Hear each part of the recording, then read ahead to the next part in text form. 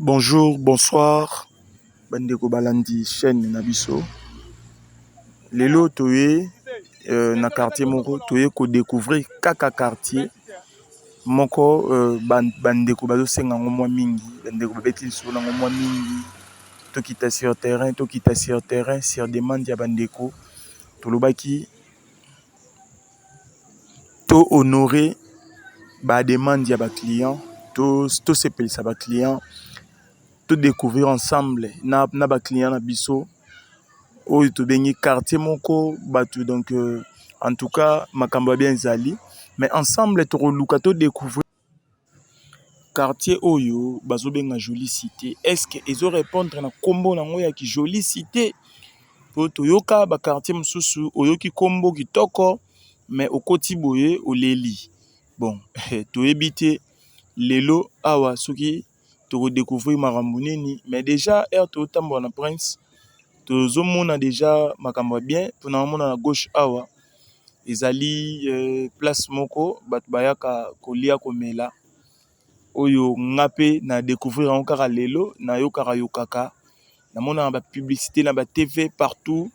mais na yeba kesika ezala raté donc yango na gauche awa na yango kuna katisi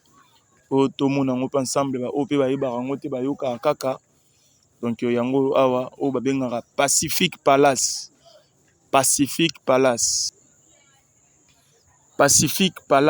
donc espace à monene o ezalaka awa na quartier na biso oyo toye ko découvrir lelo ensemble donc voilà porte yango yo mais biso to katisa na ngambu to katisa na ngambu to kota venir to découvrir quartier to solola.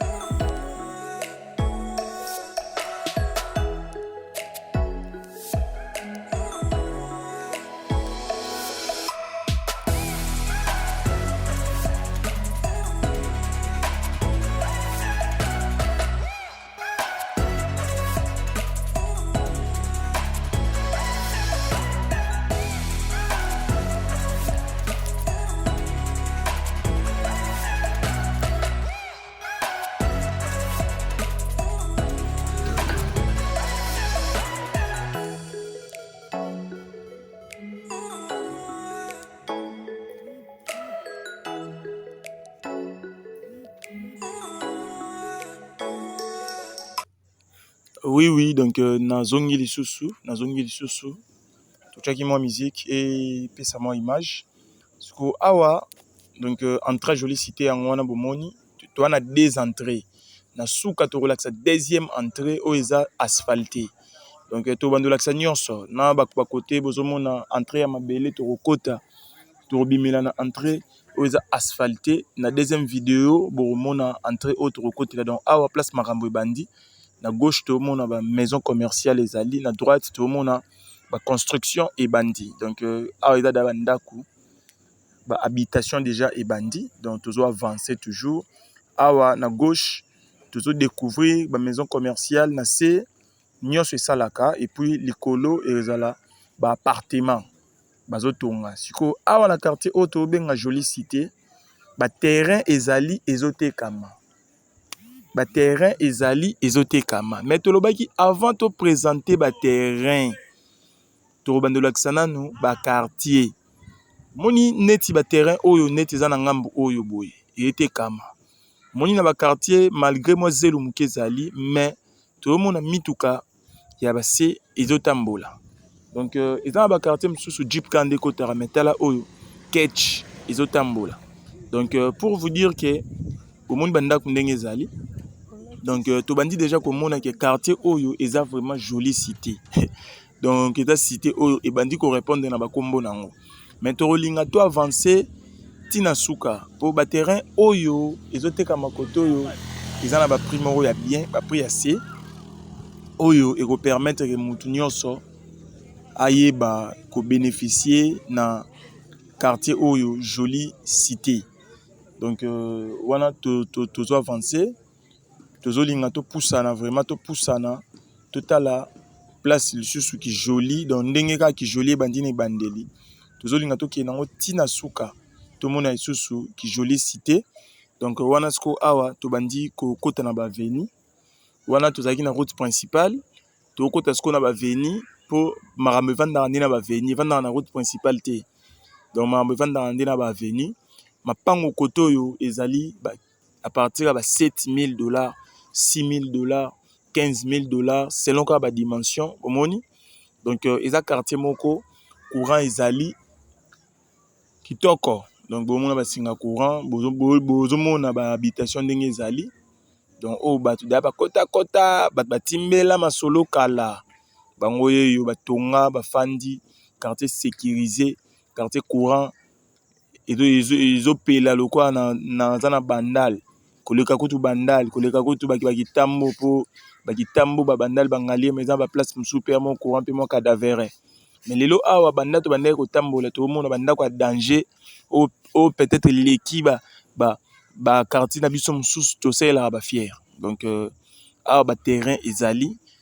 ba partir nde nalobaki wana 7,000 8,000 9,000 10,000 ti likolo okozwa eloko. Donc to continuer kaka to découvrir quartier ba quartier ndenge ezali. Donc to changer avenue to écouter na biso papa Gister to moni antenne o basala ya réseau. Donc ndenge ezala ba place mosusu réseau mo compliqué en tout cas na jolie cité makambo wana eza te. Donc awa eza solola basolola yo. Donc oza solola na WhatsApp mutala libanda bo solola mutana Kinshasa bo solola. Donc elengi vraiment bada basomba bakota batongi na ba niveau moko likolo. Donc eza te ke quartier moko tozolakisa oyo ekotonga oyo ekobonga après ba année belé. Mais awa eza déjà eloko moko eza déjà kitoko eza déjà dans les bons bada basomba mais ba terrain ezali. Donc nde tosengaki vraiment lelo tosengaki te tosepelaki na demande ya bandeko ba découvrir jolie cité po toza na biloko moko tokolakisa na ba vidéo oyo koya nayebi ke bato bakowelela donc bato bakowelela mais avant tout nanu tokolakisa nanu baveni moni. Donc toana quartier moko vraiment habité bandako mingi tomonaka eza baclôturé bandako mingi donc bato nyonso basomba presque baclôtura oyo nyonso yaka baveni tomona bapalais bato bafandaka tomona ba patron bazali batonga baya kovanda koto oyo. Donc awa toana commune ya Mongafula na Mitendi Mongafula. Donc Mongafula quartier Mitendi eza à 30 minutes na route bypass ba côté ya aéroport kuna. Donc so uti ba aéroport ozoya boye kibake ti kokoma koto ko ça va 30 à 45 minutes peut-être tokocha au plus 1 heure du temps.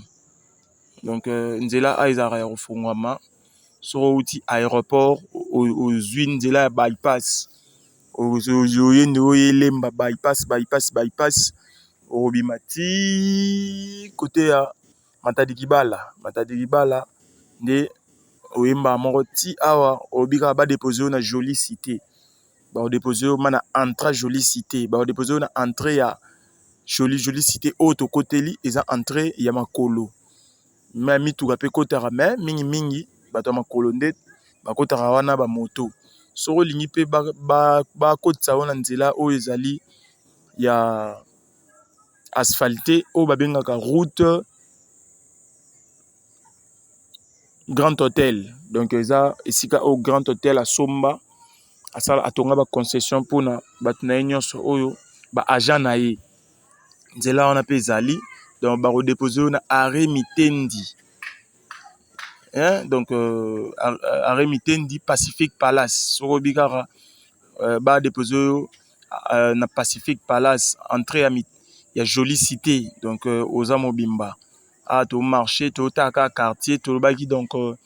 tozoloba loba na biso tozopesa image à quartier pour avoir ba terrain ba o ba roza intéressé donc biso biloko eumelaka te biloko eumelaka te sokoza na donc soza mposa osombeloko bien obengi omona ozwa eloko na yo ya bien na